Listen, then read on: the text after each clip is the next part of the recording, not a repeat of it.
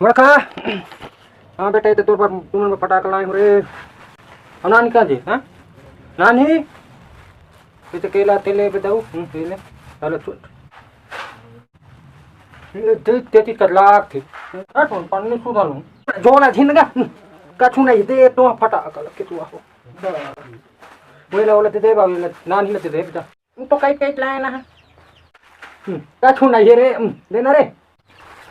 अपने पतिया तुम्हारा फाकत हमर बचा नहीं तो हाँ 50 5 ले तक किसे कर तो कई लेते कहते तो ले लेना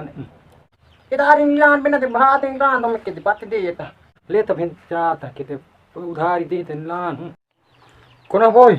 हाँ किसान हो डोकर एक 2000 है ते चुरो तो पे आ तो तब बैठो मेरे हो 50 रह के तो लेकिन मैं 2-4 फटाका लानते हैं बेन दो कर भाई देख भाई चोला लपे 50 रुपये पान भी लाने हो तो ओधा हो जाए के तो फिर कर मैंने 50 रुपये साड़ी लान देते ये के मैं के दान में मिसे ले बहुत ले तो दूं का था बहुत की वर्जिश से आके दो सब एक घरों सही के हो एक 2000 है दे रो